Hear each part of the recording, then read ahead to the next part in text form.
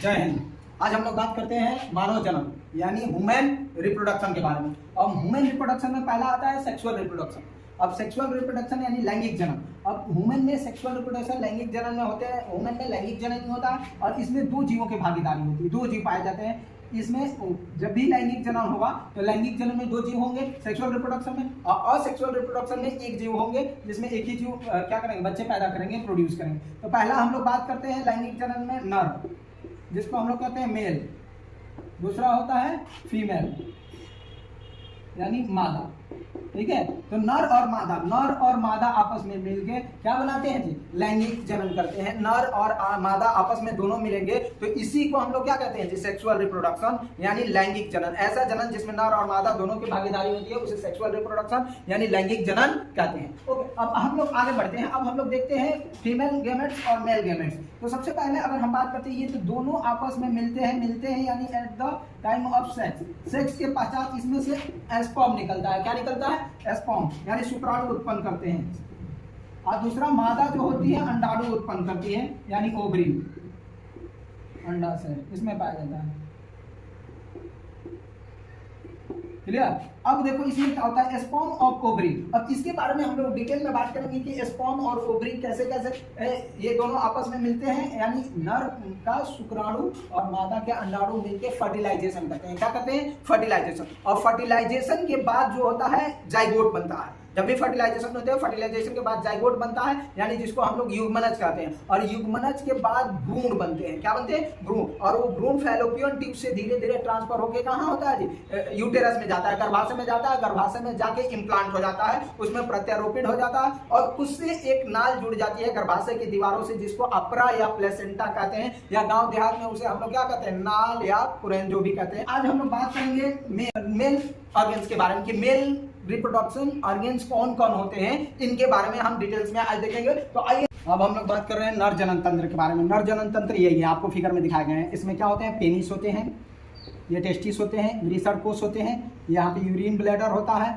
उसके बाद से ये यूरिन ब्लैडर होते हैं, उसके बाद से यहाँ पे मूत्र मार्ग होता है, यहाँ पे प्रोस्टेट ग्लैंड होते हैं, यहाँ पे शुक्राशय होता है, शुक्रवाहिनी होती है। ये सारे चीज़ होते हैं, पर इनका मुख्य रोल क्या होता है, तो ये जानने से पहले हम लोग जानेंगे कि क्या बच्चे जन्म करने के लिए, पैदा करने के लिए किसी भी मेल ऑर्गन में मेल का जो स्पर्म होते हैं उसमें कितने स्पर्म काउंट चाहिए, यानी कितना स्पर्म होना चाहिए एक मेल में के, ताकि वो बच्चा प्रोड्यूस कर सकता है। अगर उससे कम होता है तो फिर बच्चे क्यों नहीं पैदा होते हैं, इसके बारे में जानेंगे। दूसरा चीज, ये जो आपको दिखाई दे रहा है टेस्टिस या वृषण कोष जो दिखाई दे रहे हैं, ये शरीर से बाहर क्यों होते हैं, समझ में आ रहा है ना? तो इसके बारे में जानेंगे। फिर यहाँ पे जब ये इरेक्शन के पोजीशन में होता है, सीसन जो पेनिस जो होता है इरेक्शन में, यानी जब इसमें तनाव होता है, तो तनाव के समय हम लोग यूरिन पास करने में दिक्कत क्यों होती है, यूरिन क्यों नहीं पास होता है, या सेक्स करते समय क्या आप यूरिन पास कर सकते हैं? तो ये पुरुषों में नहीं होता है कि इरेक्शन समय या सेक्स के समय यूरिन पास नहीं कर सकते हैं, लेकिन फीमेल में ऐसा होता है कि फीमेल में अलग अलग पार्ट्स होते हैं। इसका दोनों का पाइप एक ही होता है, लेकिन फीमेल में इसका पाइप अलग अलग होते हैं। तो at the time of sex या क्या जी, सेक्स के पोजीशन में या उसकी क्यूरियोसिटी होने के बाद से, सेंसेशन होने के बाद से क्या करती है, फीमेल यूरिन पास कर सकती है, लेकिन मेल यूरिन पास नहीं कर सकता है, क्योंकि एक ही नलिका होती है जो इरेक्शन के कारण इसको बंद कर देते हैं। अब देखेंगे कैसे होता है। ये होता है वृषण, ये शरीर से बाहर क्यों होता है, जिसको हम लोग टेस्टिस कहते हैं। ये बॉडी से बाहर होने के कारण होता है, ताकि बॉडी से बाहर रहेगा तो इसका टेम्परेचर शरीर के टेम्परेचर से 2 से 3 डिग्री सेल्सियस कम होना चाहिए। 2 to 3 डिग्री सेल्सियस अगर कम होता है, 2 से 3 डिग्री सेल्सियस, तो क्या होगा जी, इसमें स्पर्म अच्छे से बनेंगे, सही से डेवलप होंगे स्पर्म जो होंगे। और ये स्पर्म की संख्या इसमें कितनी होनी चाहिए ताकि आप क्या कर सको जी, मतलब बच्चे पैदा कर सको। अगर उससे कम होगी तो 15 मिलियन 15 मिलियन, कितना 15 मिलियन पर ml स्पर्म के काउंट होने चाहिए। अगर इससे कम है स्पर्म काउंट तो फिर बच्चे पैदा करने में दिक्कत होंगी, उसके लिए भी बताया जाएगा। फिर इसका क्या उपाय है, तो अगर पूरे बात करते हैं ml पर ml के बारे में बात करते हैं 15 मिलियन। अगर एक बार आप क्या करें, सेक्स के समय आप एक बार स्पर्म रिलीज कर रहे हो पूरा, तो उसमें लगभग 45 मिलियन स्पर्म पाए जाते हैं, 45 मिलियन लगभग। या एक बार सेक्स के समय लगभग आप 3 से 5 ml तक क्या कर सकते हो, स्पर्म रिलीज कर सकते हो, समझ में आ रहा है ना? दूसरा चीज हम लोग देखते हैं कि इसकी जो टेस्टिस होता है, इसकी लंबाई चौड़ाई 3 से 4 इंच की लंबाई चौड़ाई टेस्टिस होते हैं, और टेस्टिस के बाद से यहाँ पे जो होता है ये शुक्रवाहिनी होती है। इस यहीं से निकल के शुक्राशय यानी शुक्राणु स्पर्म निकल के इस पाइप से होते हुए यहाँ पे आते हैं, जिसको शुक्रवाहिनी कहते हैं। और ये वाला पार्ट दिखाई दे रहा है, इसमें 250 कक्ष ऑर्बिट्स पाए जाते हैं, और इसी ऑर्बिट्स में स्पर्म बनते हैं, और इसमें ही नर जर्म कोशिकाओं का यानी मेल रिप्रोडक्टिव सेल्स का क्या होता है जी, फॉर्मेशन होता है। और यहीं से एंड्रोजन हार्मोन भी स्राव होते हैं, एंड्रोजन हार्मोन। शुक्रवाहिनी कोशिका आपने अक्सर इसमें देखा होगा या आपको पता होगा कि इसमें हमेशा हलचल होती है, हमेशा मूवमेंट क्यों होते रहता है। तो मूवमेंट होने के कारण सेल हमेशा, स्पर्म हमेशा बनते रहते हैं, और टेम्परेचर को मेंटेन रखने के लिए इसमें हमेशा मूवमेंट होते रहता है। या सेंसेशन के समय इसमें मूवमेंट होना शुरू हो जाएगा, सेंसेशन के समय इसमें पेनिस में इरेक्शन होना शुरू हो जाएगा। अब देखते हैं यहाँ से जब ये निकल के जाते हैं, शुक्रवाहिनी से स्पर्म निकल के आते हैं, शुक्राशय निकल के आते हैं, तो यहाँ पे एक शुक्राशय होता है, शुक्राशय का एक ब्लैडर होता है, और इस ब्लैडर से पहले, सेक्स के पहले एक चिकना पदार्थ निकलता है। जैसे सेक्स करने से पहले इसमें इरेक्शन आएगा, और इरेक्शन के तुरंत बाद इसमें से क्या निकलेगा, एक चिकना पदार्थ, एक बहुत ही तरल पदार्थ, ताकि क्या कर सके, इसके पाइप को एकदम मतलब फ्लेक्सिबल बना दे, चिकना बना दे, ताकि जो इसमें से स्पर्म है, शुक्राणु है, वो आसानी से निकल सके। और इसमें, इस म्यूकस में कौन कौन से मतलब तत्व पाए जाते हैं, तो सबसे पहले बात करते हैं विटामिन पाए जाते हैं, प्रोटीन पाया जाता है। क्या पाया जाता है, प्रोटीन, जो क्या करता है, कोशिकाओं को पावर देता है, ऊर्जा देता है, एनर्जी देता है, और क्या जी, कोशिकाओं को इसमें चिपकने नहीं देता। इसमें जो नली होती है, जिससे क्या बोलते, स्पर्म बाहर आता है या यूरिन बाहर आता है, उसमें इसको चिपकने नहीं देता है, डायरेक्ट बाहर आने जाने देता।